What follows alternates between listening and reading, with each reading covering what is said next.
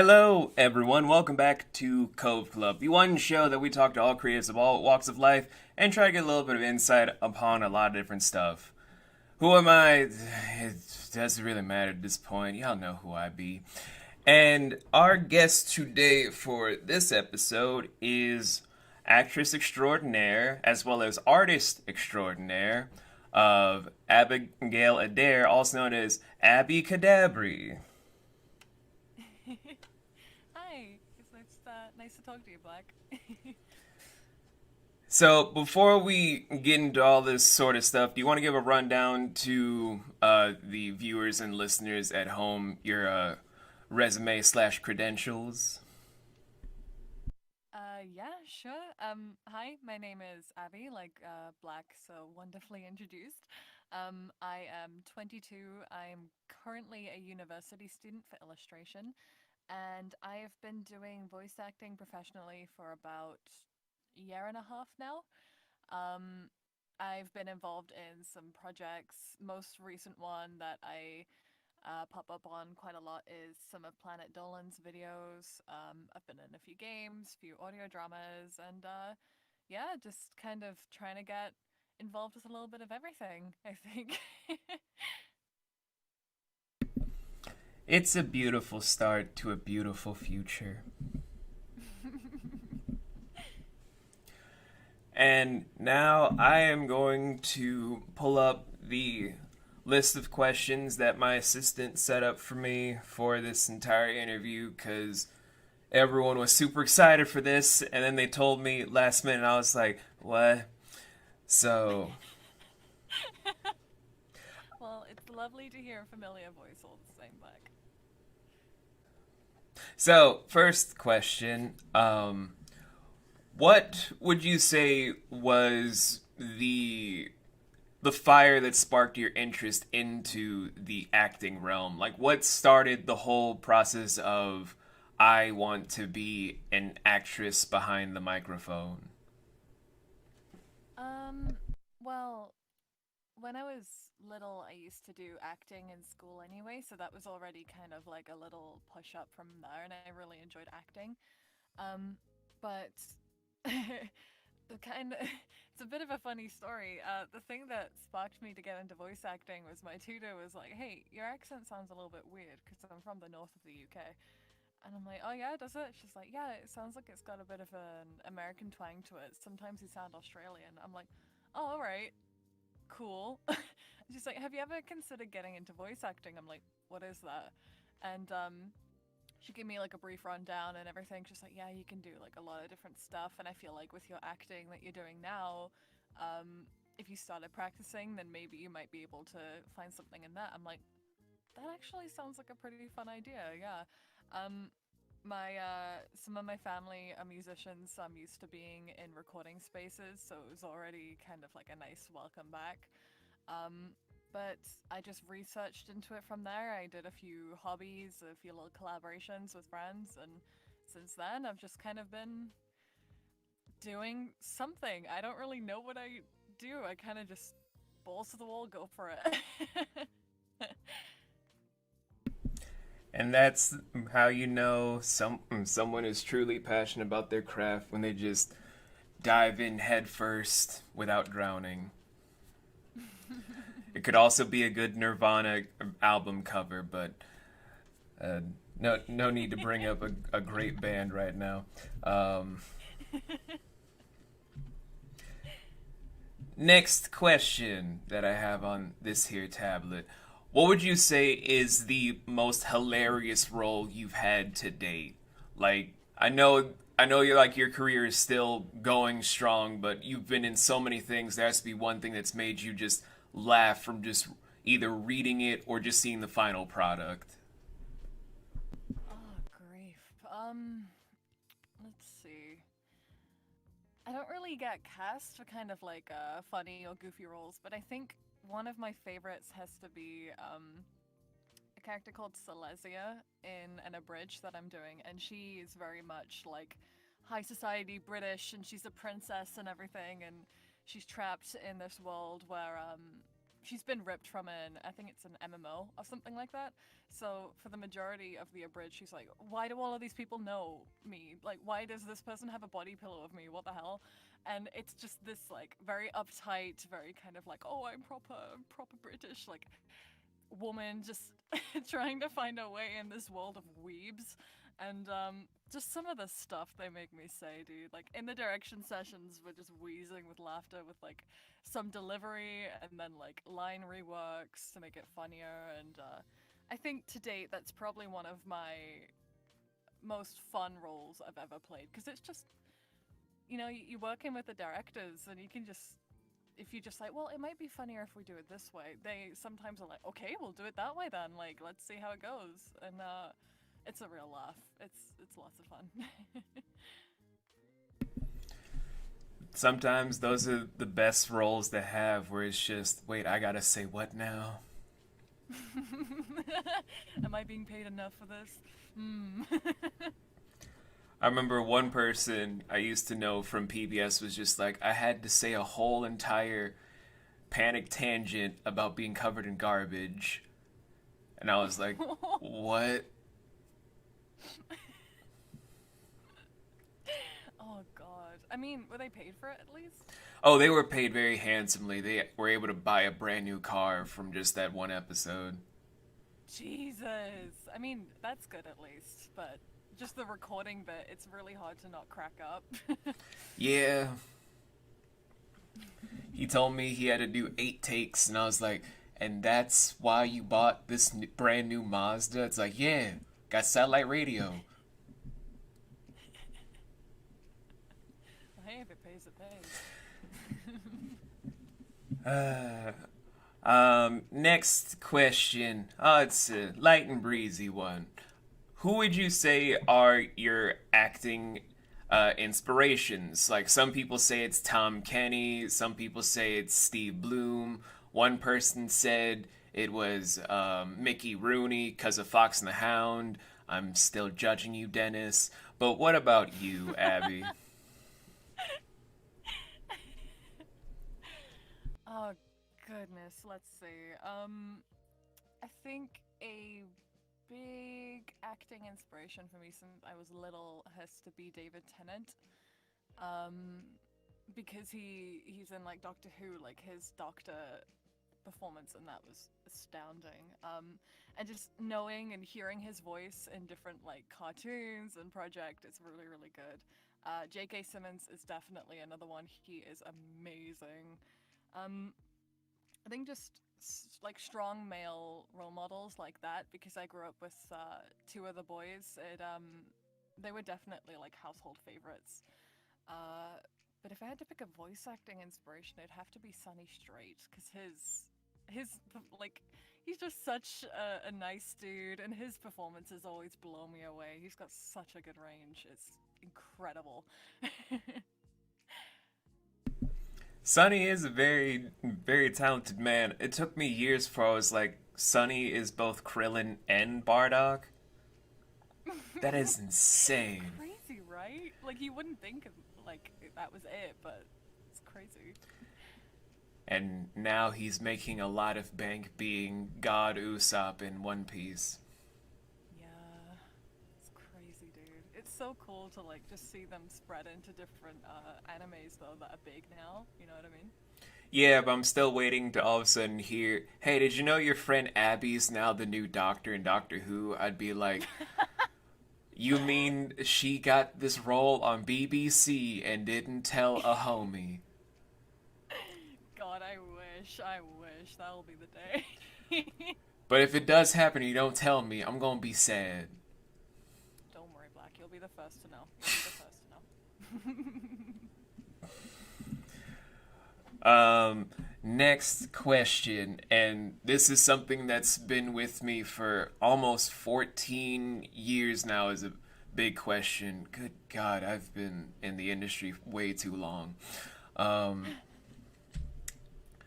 What would you say is the role of your dreams? Because I've heard so many different answers for this. I'm always asking everyone this one question, because one person back in the day when they were just an extra with me for NBC wanted to be the first Hispanic actor to not be in a stereotypical role. I think he got it, but he won't tell me because we haven't been friends since I kind of quit NBC.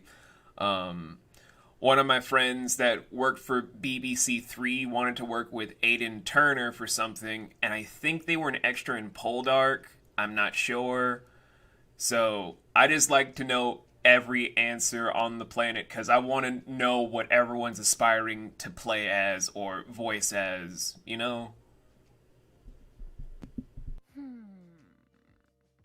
I don't know. That's a toughie because like there's so many different roles that I'd love to fill. Like I've always kind of been typecast as a mum character, but it would be really interesting if I was typecast as like a low-voiced protagonist, like a female protagonist, because they're not very common, especially among shonen anime and games.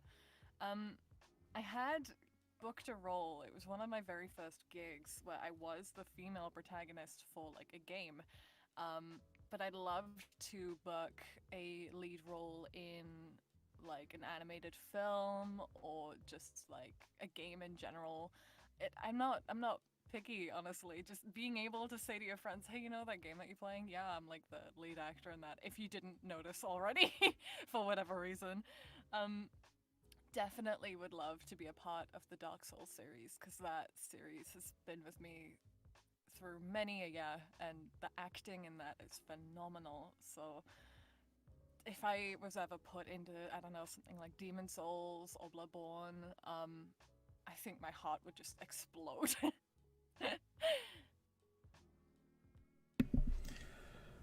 Honestly, if you end up in a Souls game, I will buy every copy on the planet. They'll be like, it was all sold out.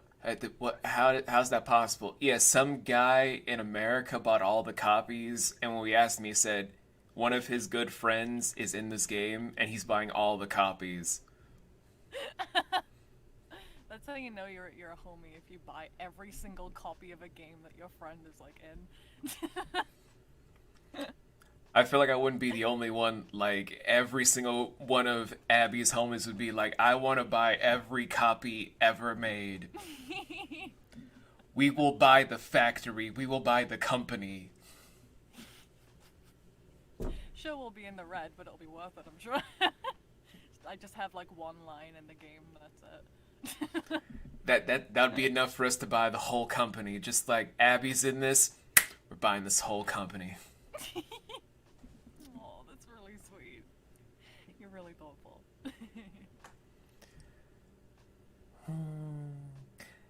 Okay, next question on the docket here. If you were to describe for like everyone at home, because this is a new question I've been asking ever since episode 2, how would you describe a day in the life of being Abby? Like away from anything creative, just a day in your life. Oh boy. Let's see. Well, I'm not a lazy person, but I definitely like my sleep, so be prepared to sleep in until like midday. Um, so wake up, go splash my face, brush my teeth, go get something to eat for breakfast. Um, I tend to do a little bit perusing on social media, just kind of slobbing about a bit. Because of the pandemic, I've been trying to go for like walks every other day, just with my mask on to get some air on my face and my skin. So after I'm done eating breakfast, usually take a shower and then go out for a bit. Um, Come back in, hop on some games like Overwatch, Hades. Recently it's been Valheim. That is such a good game. Um, Call with my mates. Usually hop on some Dead by Daylight or just a few games with them. And then climb into bed, watch a series of some kind. I've been watching ABC's Muppets. It's so funny. Um, and then fall asleep and do it all again. If I was to take voice acting and university out of the equation. I swear, every time I get this question, I get the most interesting answers. Really? Is it not just the same every time? No, and this is coming from someone that's like, the littlest things impress me the most. So it's like someone is just like, I make breakfast for my wife and my daughter, or it's me and my husband just trying to get our kids set up to go to school, and I'm like, that is the most fascinating thing I've ever heard in my life. And then I talked to a couple of my childhood friends. It's like, well, I wake up on my veranda, and then I'm about to go on my yacht with some of my friends. It's like, yeah, that's very great there, Ed. What about the stuff that's not stupid? Yeah, what about the stuff where you're not flexing, huh? I mean, he's allowed to flex when he's basically paid to do nothing all day since he passed that IQ test or whatever. Right, yeah. I mean, fair enough, like, flex all you want. It's just kind of like when someone asks you about your day and you're like, well, I wake up and eat like 10 tubs of caviar, right? And then when I'm done, I go to Louis Vuitton and buy like 10 bags. It's like, okay, buddy, come on. Yeah, that's him every day. It's like, did you not even talk to your kids that are in military school? It's like, yeah, no, they talk to you every day. It's like, yeah, I know, because their dad is shit. Christ. Good grief. But enough of me exposing my friends and their terrible spending habits.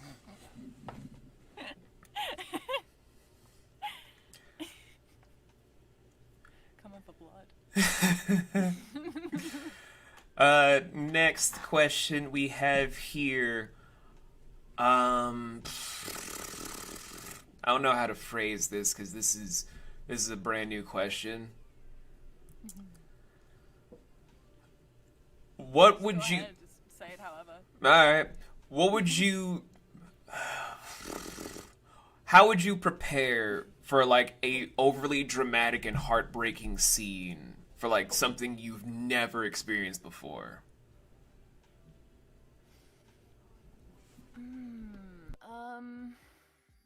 Let's see. Well, usually if there's like um, a very dramatic and it requires a lot of emotion, what I'll do is I'll kind of try and amp myself up and I'll make myself try and relate to the scene as much as I can, as cliche as that sounds.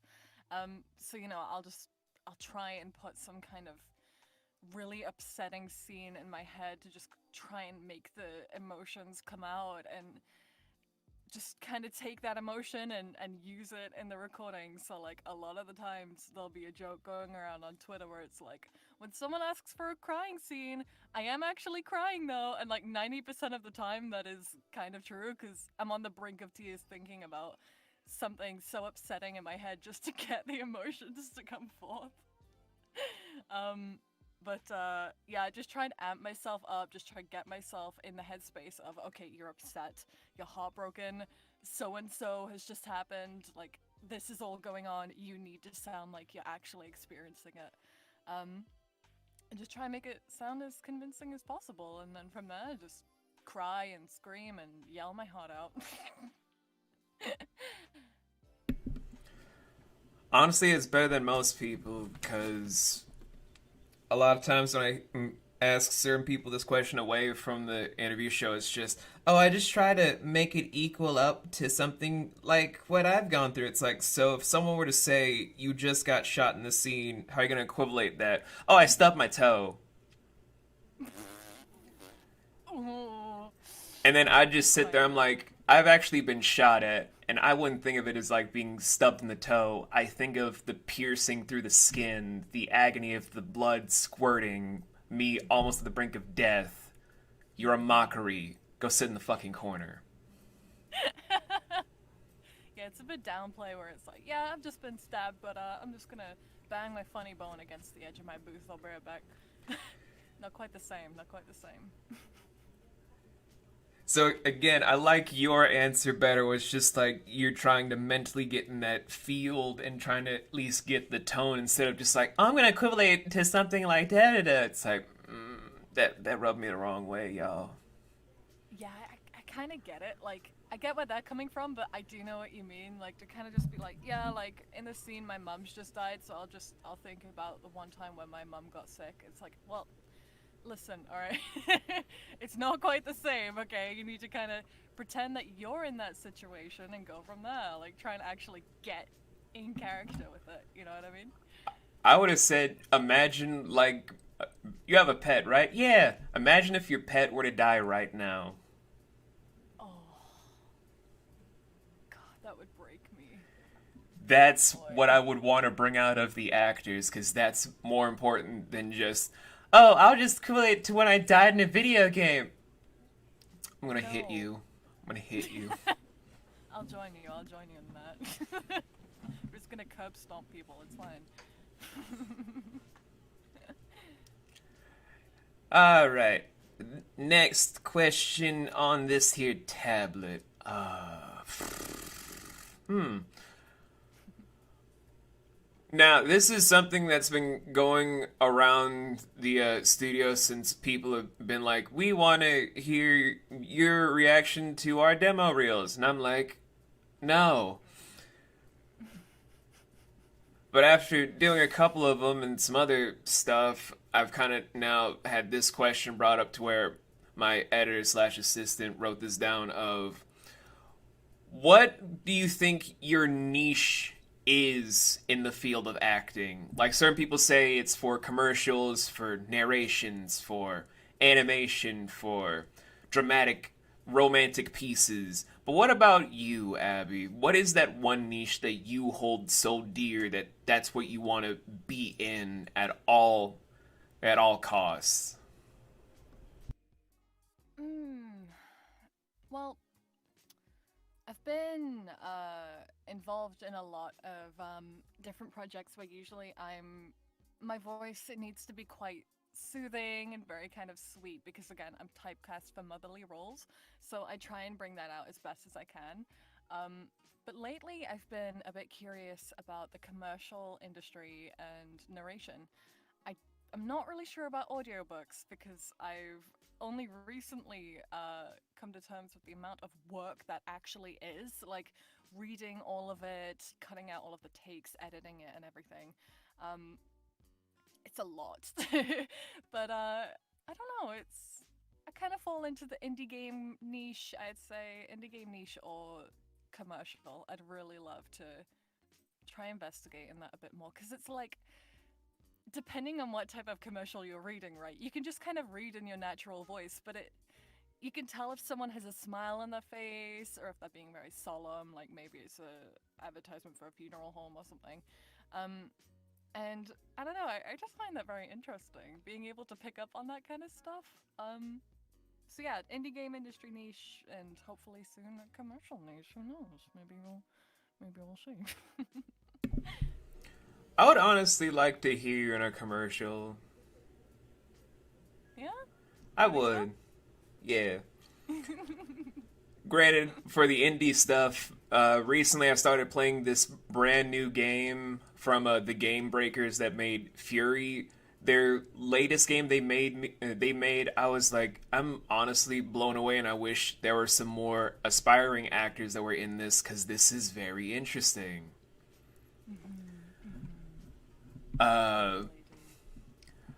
my editor's probably going to put the poster on the screen, but in case you ever want to play it, Abby, because it's on Steam, I believe, and on Xbox and PS4, PS5, it's called Haven, where it's these two people that escaped from a like Romeo and Juliet based society to live on a deserted planet together and then try to survive together while also growing closer and closer.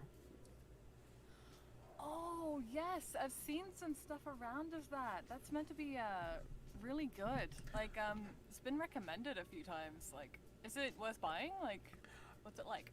I bought it recently, and my other editor, who's been like my closest friend since I was 11, he and I played it where his wife was watching him play it with me, to where she was enamored because the couple dynamics are kind of like theirs, where he wants to be sort of like the smart aleck kind of person, and she's the more stoic and down to earth person. So when we were just playing up to like I think an hour and 20 minutes, I think he live streamed on my personal YouTube channel. Like they were engrossed in it to where they had to pause it sometimes, just laugh, and have me do remote play to do some more stuff.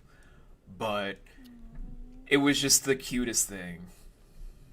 That's adorable. I might have to look into it because, like, I've been playing a lot of stuff like Monster Prom. That would be a really good game, like, to see some voice actor friends get into. Yeah, those types of games are the best, dude. It was the sweetest affair. If I could play with you, Abby, I would, but then it'd just be like, so who's playing the dude and who's playing the lady? Now, like, I want to play the lady. Because she got pretty hair. Awesome, dude. Hey. I'd love to, dude. That sounds like a blast. One day. Now, time for the next question here. What would you say are like your top 5 favorite characters that you've ever voiced?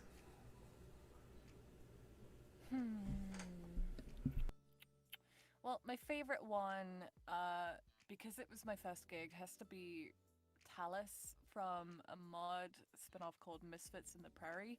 What it is it's a DDR game, but people mod it, and they can add like cutscenes and their own personal levels. So what a mate of mine called Soaring did was he had commissioned somebody to illustrate different scenes with characters of his in there, and then there'd be DDR levels in between, so you'd be fighting some of the characters. And Talus is just this, she's this kind of aloof space mom who is just, she wants to be able to see her fiance again, and she doesn't know what's happening, and she just wants to see them, but they're all trapped on a planet together, and it's amazing. So first one's got to be Talus. Second one's got to be Cookie from Planet Dolan, because Planet Dolan is something I on off watched as a kid, so like to be a part of that now is fucking wild, to be frank with you. And she's a cutie. She's a real cutie. And I can just use my normal voice kinda for that, so it's comfort character. Second's gotta be Cookie. Third one has to be a little extra I played for Sir Pello, which is a nurse called Patty. She works in a morgue. And I was kind of just told, hey, we need like a mature voice. Get in here. I'm like, yeah, okay. And Sapella's someone I've watched for ages too, so to be a part of a video of his, even as an extra, is kind of wicked. Let's see, fourth one. I play another character in a Scott Pilgrim dub called Kim. And she's great because I can just tap into my inner bitch and I can just be so arsey with some of the deliveries. Like, it's mint. I think the second part of the dub is out soon. The first one's out now, so you can hear me in that. And the last one, let's see, who's one of my faves? I wonder. Dawn. My last one, it's under NDA, so I can't actually discuss it, but I'll give you a little rundown without breaching contract. Warrior woman. She badass warrior woman. There you go. That's all you're getting. You'll find out soon. But yeah, those are my favorites. I'd say like a nice, diverse cast that I get to mess around with. I love each and every one of them. That's a nice list and rundown. As my gain is all over the place today. It's like picking favorites out of kids. It's like, you're all my favorite, but secretly. Oh no, my kids know my favorite is either my youngest or my eldest. Because my middle child is just like, what about me, Dad? It's like, you kind of just don't talk to your father anymore. As a middle child, I can relate. Like, my dad either likes my big brother or my younger brother. I'm just kind of here. Like, I love them all equally, but I'm like, if you talk to me more, I wouldn't have favorites. But you kind of just Okay. abandoned me for your boyfriend and your friends. Yeah, that's a bit. Like, your father has feelings. It's like, I know, but Dad, I'm busy. It's like, too busy to just say hi. Yeah, even just a message is fine. Come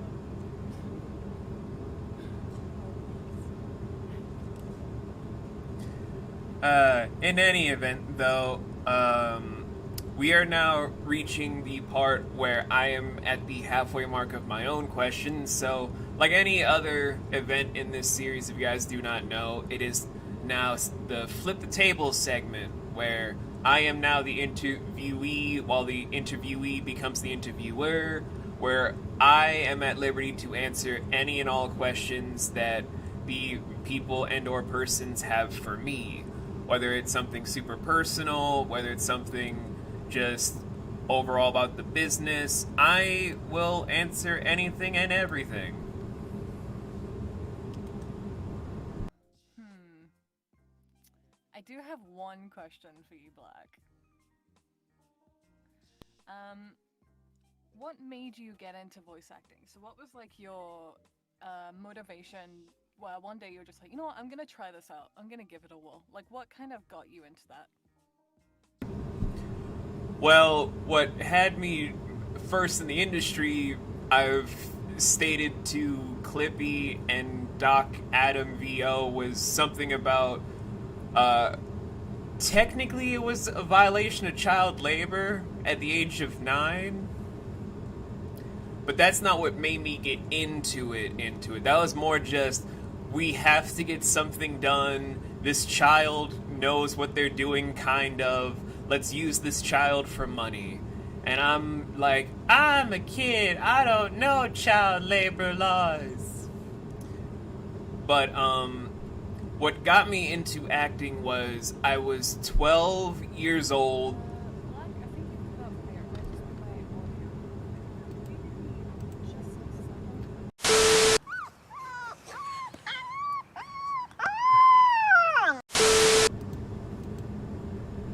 Can you hear me now?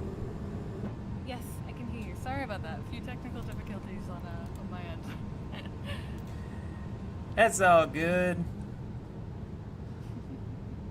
Sorry, as you were saying, Black? Oh, right. So, what was my first gig wasn't really what got me into it, but what happened for me was I was 12 years old. I was dating someone at the time who, I'm gonna be honest, was older by a lot. It doesn't matter to me. It matters to the legal system, I guess, but not to me. Um, we got our first apartment together. She wasn't paying for it, I was. Long story, don't want to get into it. And it was our anniversary at the time. And I was like, I don't know if I can buy her anything. I don't know what women want yet. Other than the thing. Anyway. I was just trying to figure out something. I was panicking. So I then turned our entire living room into like a makeshift stage where she got her friends to come over because she thought I was going to make dinner. Eventually I did, but not then. And I did a one man show for her using multiple different voices, different inflections. And keep in mind, I did not do theater. I was doing this off the cuff, just trying to go off the dome. And she enjoyed it enough to where she called up her uncle who got me my first agent 3 weeks later, to where that's when I started getting fully into voice acting because I loved replicating stuff from different movies and shows and commercials and all this sort of stuff, to where that's where my life's blood has been for years. Wow, that's a very interesting story. I haven't heard anything like that before. Yeah, 'cause most people are just very simple. Me, I'm built different. You're a very complex person, Black. Yeah. I think that's really cool though, like the fact that something kind of for fun had kind of led to a big turning point in your life, would you say? It led to things. That's all I'm gonna say. Well, hey, sometimes things are better than nothings. You know what I mean? I get you. Let's see. Let me try think of another question for you. One more. What was your very first role like? My very first role. Well, it's been years, but it was for. I think it was for to be a Foley artist for some stuff for. Uh, God, what was that? I know it was with PBS because they needed something for a Foley artist for something. I think it was for when they were trying to make new episodes of Arthur, and they needed a Foley artist for stuff. So I kind of got with certain people to make certain sound effects sort of stuff to where I think it was the trumpeter was kind of late on something and I was just kind of playing around because fun fact for anyone that knows anything about how vocal ranges work for sound effect stuff, you can actually attune your lungs to make an entire musical sound effect from your own whistles. Case in point.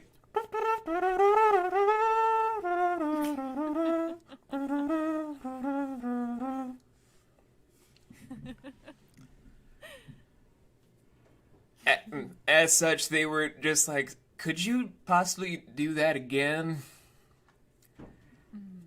And so I think they used that with a different musical cue for something, either for Arthur or for a different show for PBS. I don't know what the show was, because it's been years. Like, I'm kissing 30, basically. I don't remember everything I've done. I got you. Still, that's like pretty impressive though for your first role to work with PBS and everything. That's really cool. Yeah, even though certain people at PBS at the time were huge dicks. Nowadays I hear, oh, they're such a great place to work with. Look, your friend Melissa works with PBS. It's like, yeah, I'm so happy because it's PBS. Great. Yeah, it can be hard to be like optimistic when you've had a bad experience with something or someone. I know exactly what you mean.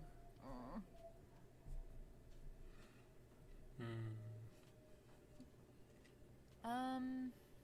I think those are really all the questions I can think of. I hadn't really prepared, so those are all I've got so far, I'm afraid. That's fine, Abby. Usually, I've had the dumbest questions asked by some of the worst people, and from some of the best people. But anyway, I'm not going to drag names. I'm not one of those people where I like to air out beefs publicly, unlike certain people. Um, so we're gonna switch the tables back up, and we're gonna get on back to the questions my assistant typed up for me.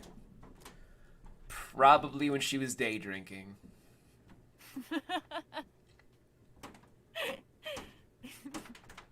I love you, Anonymous, but I also know about your day drinking problems.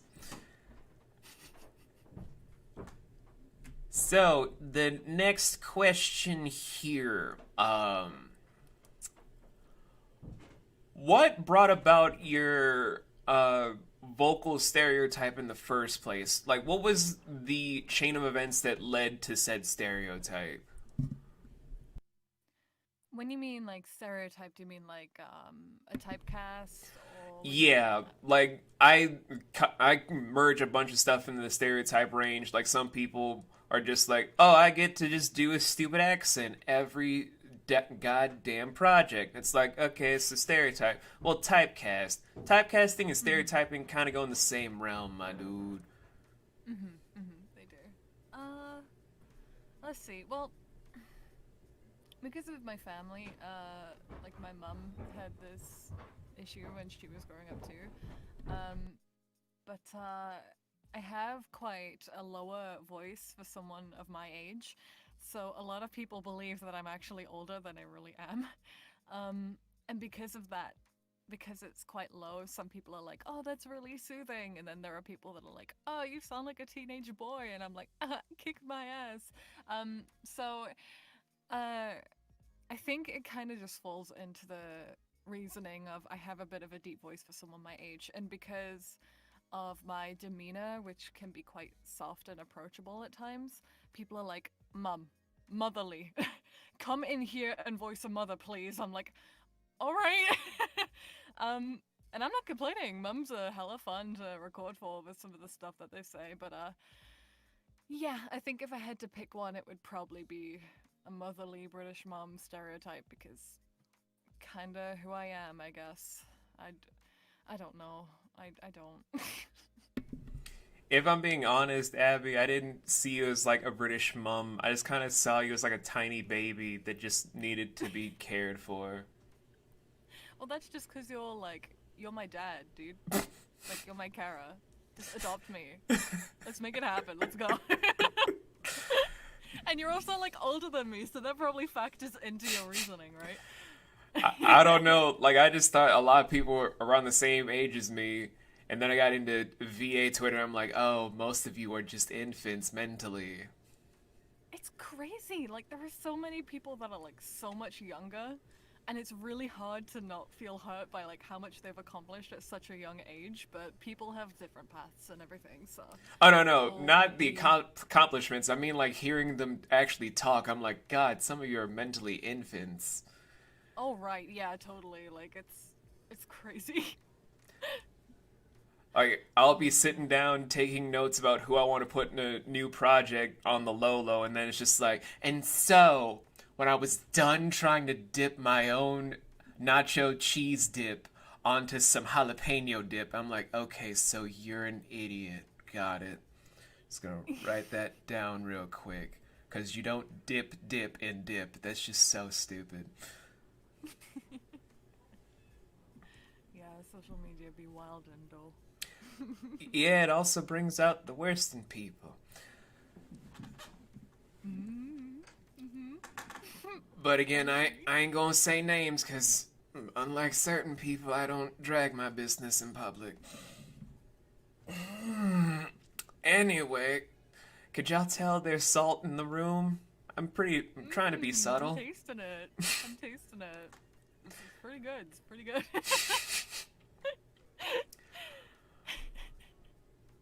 Um, this is something that I know is from Anonymous because only she would write this, but she would like to know, how did you meet the host of Cove Club?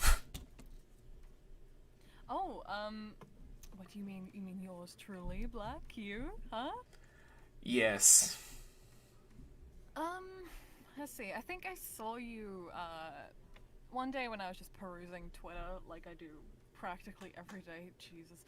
Um, I saw your name come up, and you were basically going down a list of different actor friends that you have, and you were saying like, listen, you're really positive, like you gotta keep going, you're doing great, and you were just amping these people up, and I'm like, this guy seems really chill. Like, I kind of like his energy. And I checked your profile out.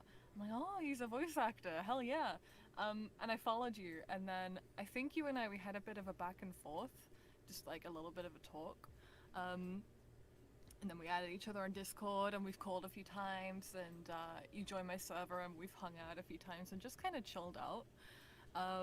And like the first impression, you're a really chill dude. And I'm really happy that, like, we're talking and everything because you're a really positive guy and you're nice to talk to. So for you to kind of be interviewing me, I'm like, huh? It kind of just feels like I'm talking to a friend. It's really strange. Yeah, I was just away in my own little cave, and they're just like, hey, hey, hey. It's like, what? It's like, you want to do an interview? No. What if we told you it was Abby? Maybe.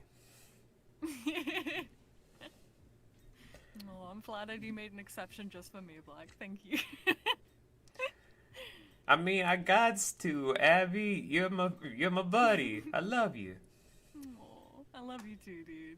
Love you too. Hell yeah. Let's see for the next question here.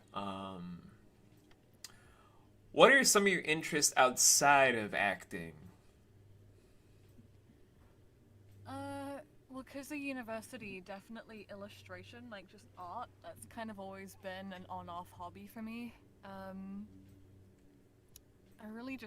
kind of just enjoy drawing cartoons. Like I'd watch TV and I'd like sketch and just doodle characters like SpongeBob and everything. I used to play a lot of sports, so I enjoy basketball. It's really fun because I'm like a 6 foot queen. People are like, "Go play basketball, dude. Let me watch you." I'm like, "Okay," and then I play it like terribly. Um, uh, that's just lots of fun because fun to get out and everything. Um, I used to stream quite a lot. I'd stream a lot of Hollow Knight, some Apex Legends, just some games and stuff.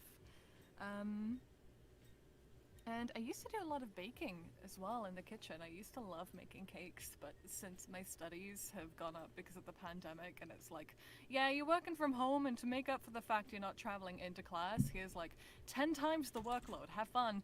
I was like, it's fine. This is fine. So I haven't had a lot of time to myself recently, as you can tell. But yeah, just if if and when I graduate, those will probably be the first few things that I get round to because I haven't done those in ages, and I miss doing those things, especially baking. Very yummy hobby. Well, as someone who's also had their own routines ruined by the pandemic, I'm sorry, Abby. It's fine. Things will return to normal or normality-ish like soon enough. You can't be this way forever. Oh, I know it won't, but I'm just like, I already had enough plans in 2020 because I was going to surprise my little sister that lives in the UK with a visit, and I was going to be like, I want to introduce you to someone. I was going to hit you up on Discord saying, Abby, I'm in the UK. You mind if I bring my little sister to meet you because you're so dope? Aww, that would have been really sweet. I mean, we can still do that, no doubt. But like, oh man, that's a bummer. I would have loved to do that. Fuck. I know. I had so many fucking plans to just kind of surprise people and do nice things. And then the Backstreet Boys tour was coming in. And I was like, bruh, what? Oh god, and then that got cancelled. Oh, and then Daft Punk split up. Oh, pain. Everyone's favorite Robo duo was just like, this was all fun, but we out. Alright, I'm gonna head out. Later. We made some dope CDs. We made our own anime. We were in Tron. We're done. So sad. I'm just slowly mourning their loss. Damn it. Dude, 2020 fucking sucked. Yeah, Everyone it did. said it, but it genuinely did. It was just such a shitty year. Like, hate it. Yeah. And then people had to jinx it, just like 2021 can't be worse, can it? Nervously laughs. I mean, to be fair, it isn't 2020, so like there's still hope because the pandemic started in 2020. So like, you know, it's not the year it started, which is both good and bad, but maybe it'll end soon. Maybe things will get better. Maybe I'm trying to be hopeful. I'm trying to be hopeful, but I'm tired of people saying it can't get worse, can it? And I'm like, do you want to turn on the American news in January? It's like, I wasn't saying anything about it getting worse. It's like, you said it couldn't get worse. Look what you did. This is all your fault, Jimmy. You're going in the corner. You're not eating tonight. Go to your room. And just to make sure you understand, I'm taking your mini fridge out of your room too. And your Xbox. No! I mean, well deserved, really. So. Hashtag blame Jimmy. Anyway, get that circulating, y'all. Blame Jimmy. Know that you're watching by trending hashtag, fuck Jimmy. That'll work. Just make that trending and we'll know that you're listening. All right. Next question, because good lord, she's made like a giant train load of questions. She was trying to make it like a huge episode. We ain't got that kind of time, Anonymous. What kind of day drinking you're doing now? So this is one of the, if not the heavy question I've been asking ever since I started doing interviews again, but in the wake of so many people now realizing the steps that the industry has done over decades, like more than just the last 20 years, but like back to the 1930s and 40s with eponymous characters like Jim Crow and Dumbo, for example, all the way to, I guess, Cleveland Brown from Family Guy, if you care. I didn't, but whatever. People are now trying to get it to where diversity is now the forefront in the industry, slowly but surely, even if it's sort of a bigger uphill battle than when they started. So, my question to you, Abby, as like an outsider looking in towards this subject, where do you see this evolving? When I asked this back in 2020, I said the next 5 years. But let's just say in 2021, where do you see this evolving over the next 4 years of people trying to push even further and further on for diversity? I mean, like already we're seeing like great results with it. Just seeing like POC and LGBT people being cast in big scale projects that usually they would kind of cast the norm, like the normal people that would usually get in. And it's like already I'm seeing such a diverse cast of people from different backgrounds, and it is so fucking cool. Like what they bring to the table is just, it's not the same thing every time. You know what I mean? It feels like there's something different, something fresh, and I fucking love it. Like I have so many people that, because they're from a different background than what is quoted as the norm in the industry, which is straight white men, it can be challenging for them to kind of book things. But because of these documents that are coming out now, where it's like POC actors are highly recommended for this role, please audition. Seeing them be able to book things because stuff like that is being like herded for them, I am so fucking stoked for them, dude. And especially like seeing so many people getting put in that place where they're like, oh well, I know it said POC and non-binary characters in many audition for this role, but I did it anyway. It's like, I you so you read that but you didn't follow the instructions. Got it. You're kind of part of the problem. I see. No, I feel like it's only gonna get better from here. Like, the industry's gonna expand, so many more people are gonna get in, and I'm so fucking stoked for what's gonna happen. Like, god damn it, dude. I'm really happy. Like, even if it's just certain recasts. I think Dr. Hibbert from The Simpsons got recast as well. And I know some people are a little bit wary because they're thinking about stepping down from their roles, kind of like the actor for Cleveland Brown. And I mean, hey, like, if it opens up doors for more actors that have been shut out for so long just because of where they come from and who they are, fucking get in there, dude. Hell yeah. I'm stoked for them. And, yeah, I think it's only gonna get better from here. It'll be a tough one, because there will be some directors and people that'll just want to stick to what they're used to, but change is a good thing. It's scary, but it's fucking good, man. Hell yeah. Every time I ask this, I keep getting the most interesting answers, and I don't even know where to start, because it's weird for me trying to get a lot of answers, because everyone that knows me knows I'm not white. This is already an uphill battle enough for me as is whenever someone's just trying to either start some beef, or because they don't like me, it sets me back even further because I'm not white. And I feel Mm-hmm. like certain people forget that, where it's like, oh, he'll just bounce back if we just have small drama, no big deal.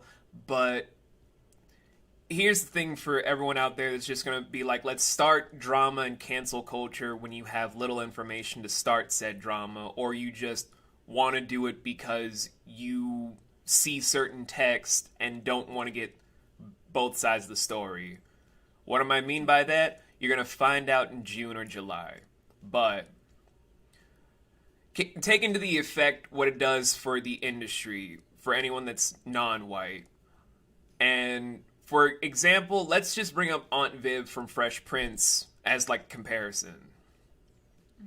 When you make someone that's non-white out to be the villain for something, you are then shut out for decades.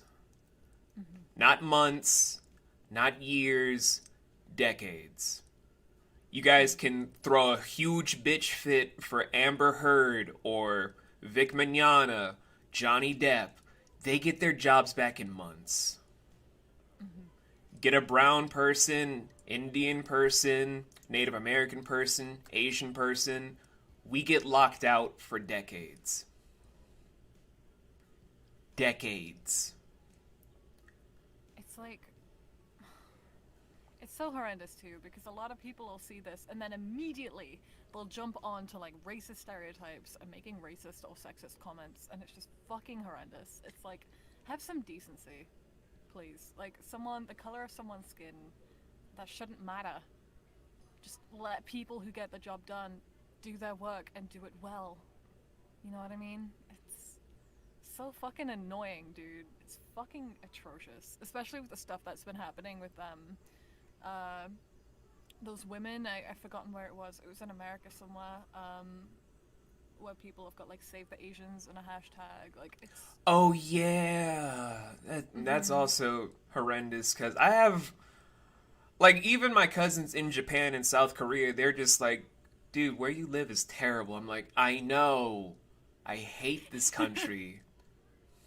I'm aware, please let me out.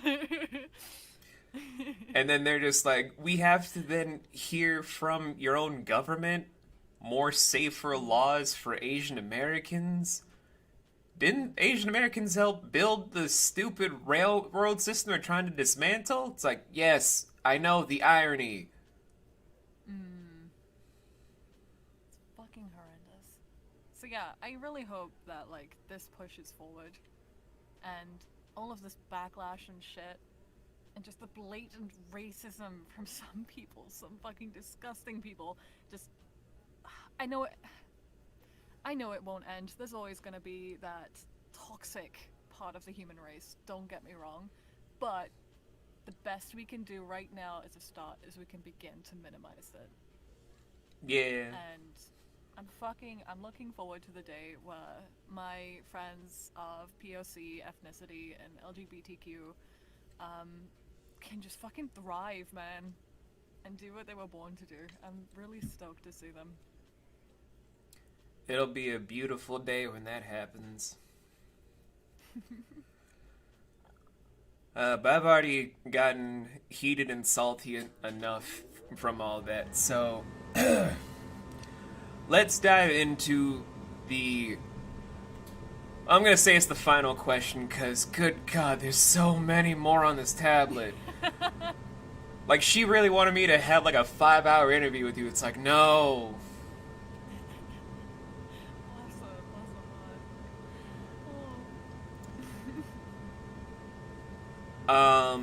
So the final question I'll be asking for on the tablet is, if you were to direct something for yourself, what would be the genre and why? Ooh. I really like kind of 80s.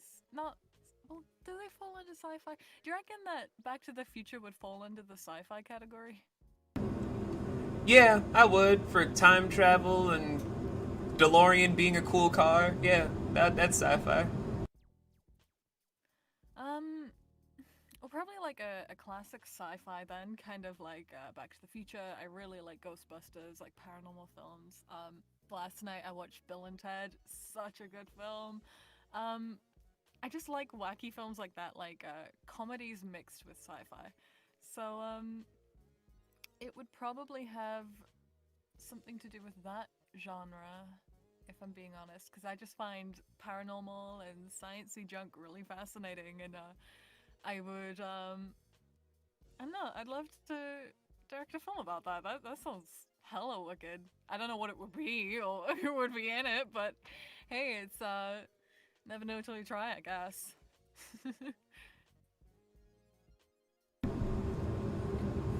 I would buy every ticket in the United States, in South Are America. you gonna say that about everything I make? No. In all of North and South America, for Canada, all the United States, all the cities and countries in South America, in Mexico, I'll buy every ticket and be like, I'm gonna get private screenings because this is my friend's movie. It's just you in the middle of like a big theater, just lying in the middle of like the seats. Sir, you can't be here. This is private reserve. Yeah, because I bought all the tickets. It's on this receipt. This theater's mine now. I'd make sure that you'd be in VIP with us. Absolutely. You're not getting off that easy. You're up here with us. With the boys. Get in here. But all the ushers would be so mad. It's like, but everyone else wants to see a movie. Too bad. I'm playing my friend's movie in every single theater because it's mine now. I'm more to more. My poor lawyers would be like, but Mr. Black, sir, you kind of spent like several $billion across the board. I don't care. How much money did my friend make? Several $billion. There we go. But now you're homeless. Your credit is worse than it was when you kind of went back to zero. I don't care. I'm happy.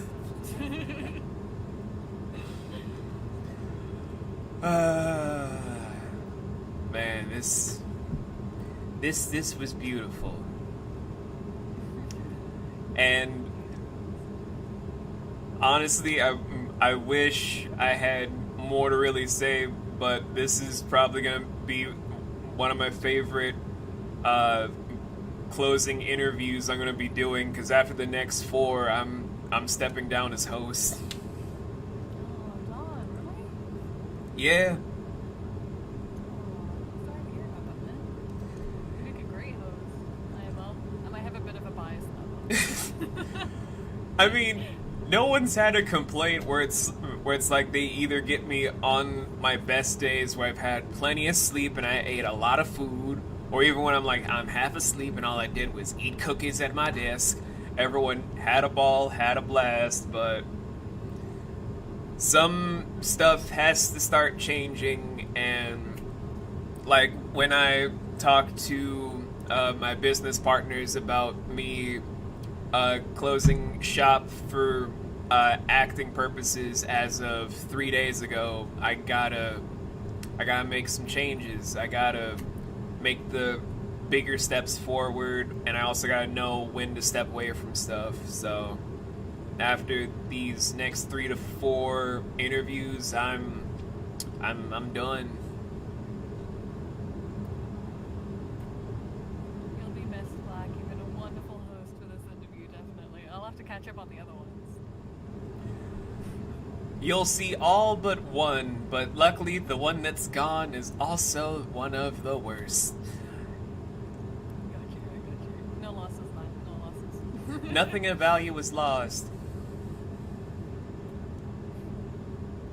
But for everyone else that's first watching this on YouTube, I'm happy that you guys have stuck with the overall different interviews that we've done thus far. It's been amazing. It's been wonderful. It's been truly heartwarming to be able to sit down and talk to all these different individuals, make new friends, strengthen friendships with others, and just kind of get more and more insight into the industry I've been with for so many years now.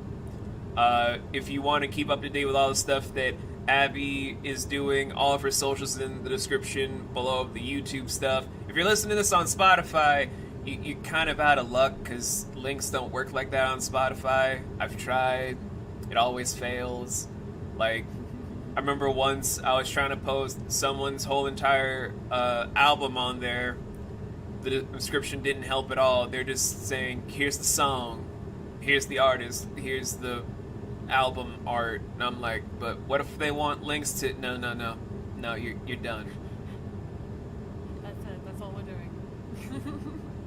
So just go to the YouTube thing, re-listen to and watch the interview, click the links. Abby's stuff is all there. Her Twitter, her Instagram, her phantom Twitch channel if she ever wants to stream again. I don't know. Her YouTube, and for a special thing, I found the Alpha J show episode that she was in. If you guys want to listen to her be the female version of Alpha J, the red panda. You didn't think I'd find that, did you? I didn't. Oh god, I'm like red-faced right now.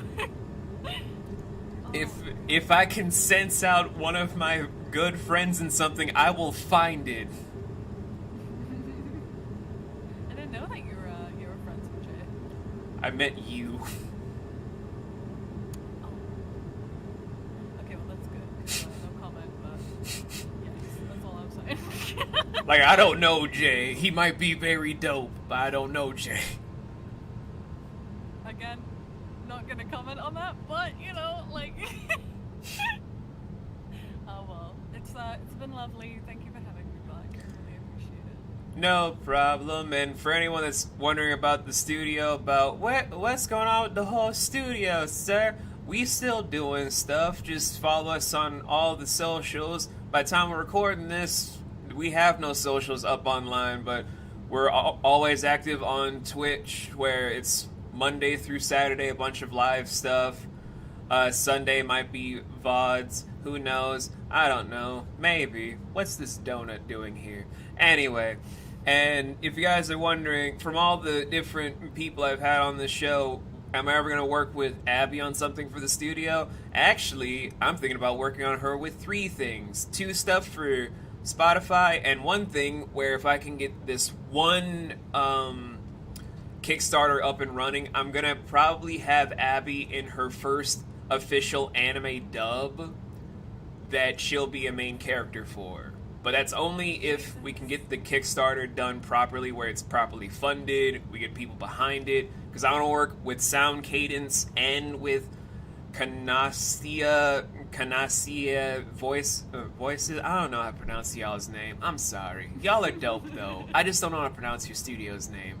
But I want to work with those 2 people. I already have the actors in mind I want for it, and I want Abby as one of the main characters for this because I feel like she'll be able to deliver pristine work on that, along with our own original IPs that I've been working on for the last 4 years.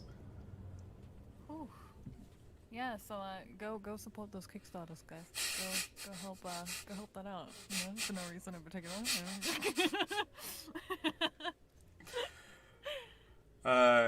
In any event, though, guys, I hope you have a wonderful day, afternoon, night, whatever your time zone is. I've been your host, and with me has been the lovely Abicadabri. It's been lovely being here, Black. Thank you again for having me. No problem, and we will see you guys in our collective ventures next time. Bye.